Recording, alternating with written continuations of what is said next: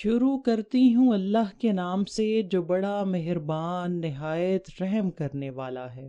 اللہ پاک نے ہر قوم کی رہنمائی کے لیے پیغمبروں کو بھیجا اور دنیا میں مختلف قوموں کی رہنمائی کے لیے کم و بیش 1,24,000 پیغمبروں کو اللہ پاک نے مبعوث فرمایا تاکہ وہ اپنی اپنی قوم کو برے کاموں سے روکیں اور نیکی کے کام کرنے کی تلقین کریں۔ اس طرح اللہ تعالیٰ نے اپنے آخری نبی حضرت محمد صلی اللہ علیہ وآلہ وسلم کے بعد نبوت کا دروازہ بند کر دیا۔ اس کے بعد دنیا میں کوئی بھی نبی نہیں آئے گا۔ ہر نبی اپنے مقررہ وقت پر آئے اور اپنی قوم کی رہنمائی کی اور اس دنیا سے پردہ فرما گئے، مگر 4 انبیاء کرام علیہ السلام ایسے ہیں جو آج بھی زندہ ہیں، یعنی جن کو اللہ پاک نے موت سے دوچار نہیں کیا۔ یہ لوگوں کو آج بھی ہدایت کی طرف بلاتے رہتے ہیں۔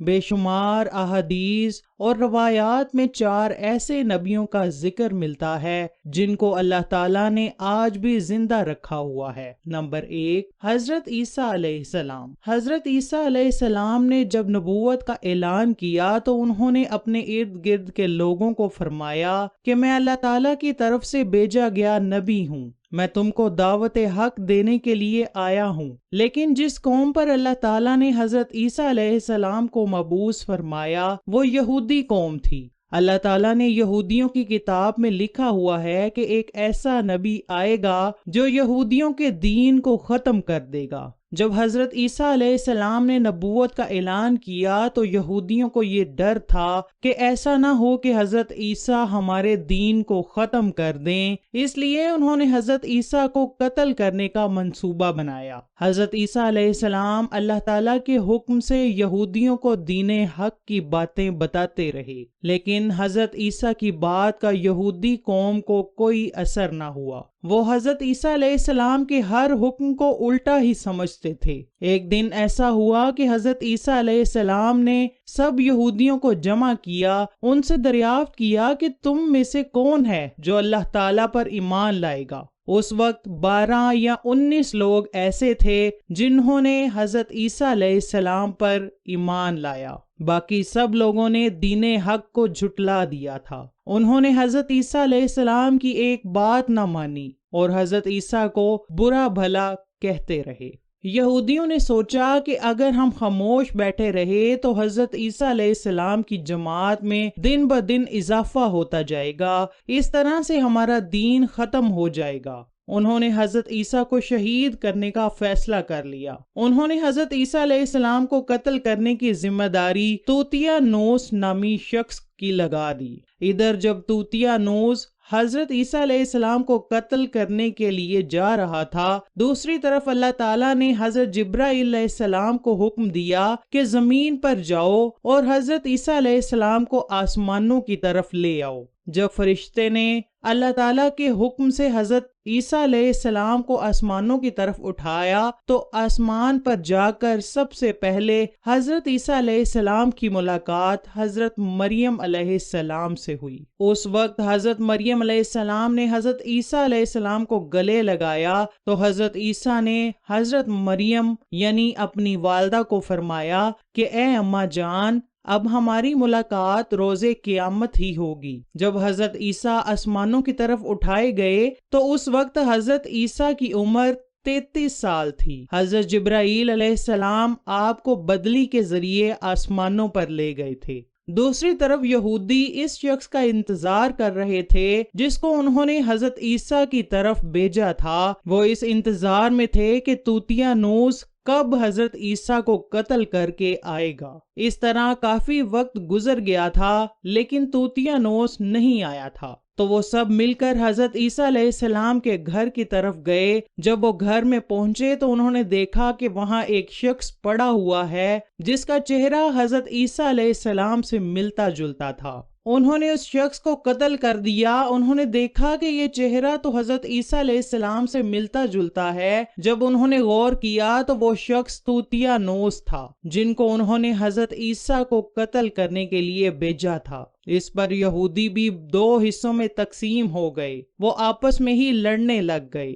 وہاں 2 گروہوں میں جنگ ہوئی، اس جنگ میں دونوں طرف سے بے شمار یہودی قتل ہوئے۔ اللہ تعالیٰ سورہ نساء میں فرماتا ہے، ان کے کہنے کی وجہ سے کہ ہم اللہ تعالیٰ کے رسول عیسیٰ کو قتل کر ڈالیں گے، حتیٰ کہ انہوں نے ان کو قتل نہ کیا اور نہ ہی ان کو سولی چڑھایا، مگر ان کے لیے کسی کو عیسیٰ کا ہم شکل بنا دیا گیا۔ بے شک جو لوگ ان کے بارے میں اختلاف کر رہے ہیں وہ شک میں پڑے ہوئے ہیں، ان کے پاس کچھ بھی علم نہیں ہے، مگر یہ لوگ گمان کی پیروی کر رہے ہیں۔ بلکہ اللہ تعالیٰ نے حضرت عیسیٰ علیہ السلام کو آسمانوں کی طرف اٹھا لیا تھا، یقیناً وہ قتل نہیں کیے گئے تھے۔ بے شک اللہ تعالیٰ غالب حکمت والا ہے۔ حضرت محمد صلی اللہ علیہ وآلہ وسلم نے ارشاد فرمایا کہ حضرت عیسیٰ علیہ السلام قیامت سے پہلے زمین پر تشریف فرما ہوں گے۔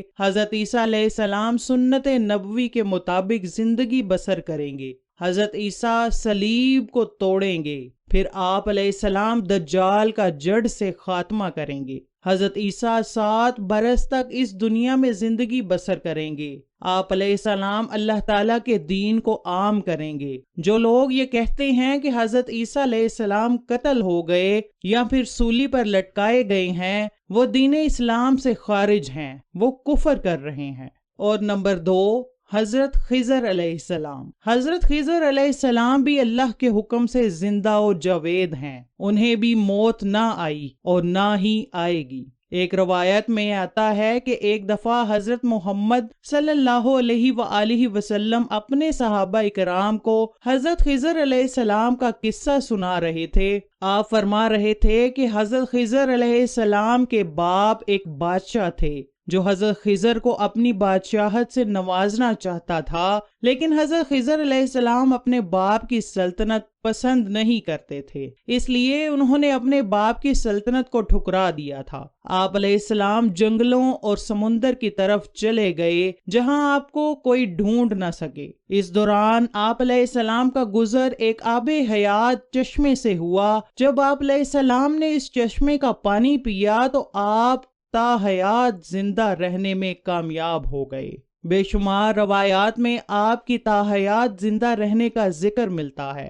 حضرت انس بیان کرتے ہیں کہ جب اللہ تعالیٰ نے نبی صلی اللہ علیہ وآلہ وسلم کا وصال ہوا کہ وہاں ایک شخص آیا جو نبی کی میت کے پاس آ گیا، اس وقت اس شخص نے کچھ پڑھا اور واپس چلا گیا۔ اس کے جانے کے بعد سب صحابہ کرام نے آپس میں ایک دوسرے سے معلوم کیا کہ یہ کون تھا۔ کسی نے بھی کوئی جواب نہ دیا تو حضرت علی نے فرمایا کہ یہ حضرت خضر علیہ السلام تھے۔ حضرت خضر علیہ السلام بھٹکے ہوئے لوگوں کو اللہ کی راہ، اللہ کی طرف گامزن کرتے ہیں، ان کو سیدھا راستہ دکھاتے ہیں، مصیبت زدہ لوگوں کی مدد کرتے ہیں۔ حضرت خضر علیہ السلام بہت ہی نیک اور خدا ترس انسان ہیں۔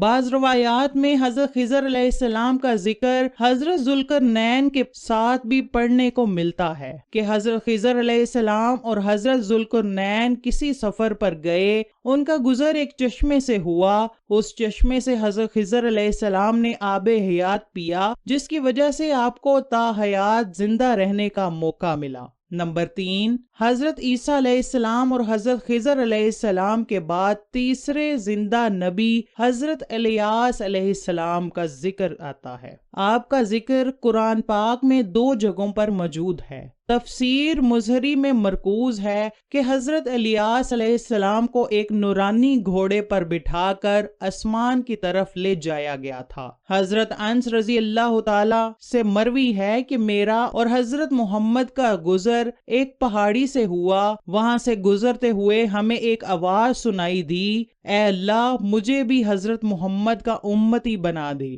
یہ آواز سنتے ہی اللہ کے نبی نے مجھے فرمایا، اے انس اس آواز کا پتہ لگاؤ کہ یہ کون ہے۔ حضرت انس فرماتے ہیں میں جب اس پہاڑی کے اندر گیا تو دیکھتا ہوں کہ ایک سفید پوش بزرگ اللہ کی عبادت میں مشغول تھا جب اس نے مجھے دیکھا اور کہا اے بندے تو محمد صلی اللہ علیہ وآلہ وسلم کا صحابی ہے؟ حضرت انس نے ہاں میں جواب دیا۔ اس بندے نے کہا کہ میرا سلام محمد کو پہنچا دو اور محمد سے عرض کرنا کہ حضرت الیاس علیہ السلام آپ کو ملنا چاہتے ہیں۔ میں نے واپس آ کر حضرت الیاس کا پیغام آپ کو دیا تو آپ مجھے ساتھ لے کر وہاں چلے گئے۔ حضرت الیاس علیہ السلام کے پاس پہنچے تو میں پیچھے ہٹ گیا۔ حضرت محمد صلی اللہ علیہ وآلہ وسلم اور حضرت الیاس علیہ السلام کافی دیر تک آپس میں بات چیت کرتے رہے۔ اللہ کی طرف سے آسمان سے کھانا نازل ہوا تو حضرت محمد نے مجھے بھی پاس بلا لیا۔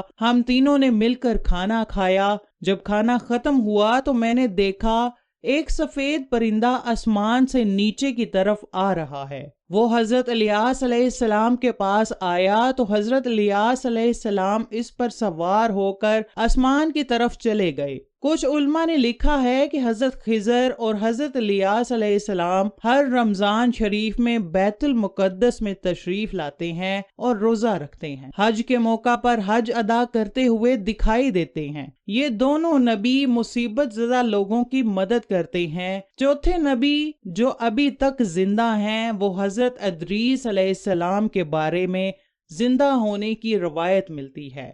قرآن مجید کی سورہ مریم کی آیت نمبر 56-57 میں آپ کا ذکر اس طرح ملتا ہے کہ وہ ایک نیک پرہیزگار انسان اور نبی تھے کہ اللہ تعالیٰ نے حضرت ادریس علیہ السلام کو جنت سے اٹھا لیا تھا۔ شب معراج کے موقع پر چوتھے آسمان پر حضرت محمد صلی اللہ علیہ وآلہ وسلم اور حضرت ادریس کی ملاقات ہوئی تھی۔ حضرت ادریس علیہ السلام کا چھٹے آسمان پر ہونے کا بھی ذکر ملتا ہے۔ حضرت ادریس علیہ السلام زمین کی سیر و سیاحت کے ساتھ ساتھ اللہ کے ذکر میں مشغول رہتے تھے۔ حضرت ابن عباس نے فرمایا ہے کہ حضرت ادریس علیہ السلام ایک درزی کا کام کرتے تھے۔ آپ کپڑوں کی سلائی کرتے جاتے اور اللہ کا ذکر بلند کرتے جاتے تھے۔ جب شام ہوتی تو آپ کی نیکیاں بے تحاشا ہو جاتی تھیں۔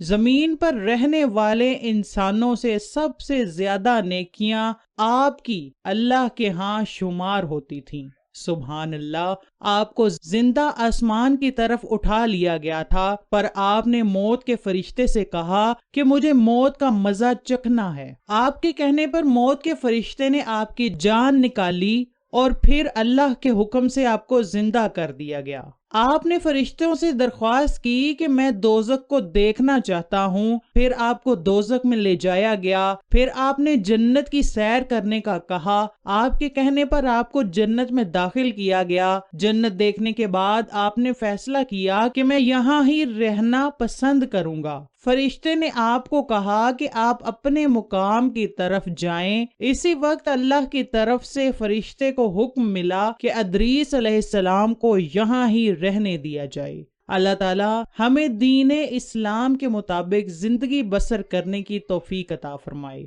آمین۔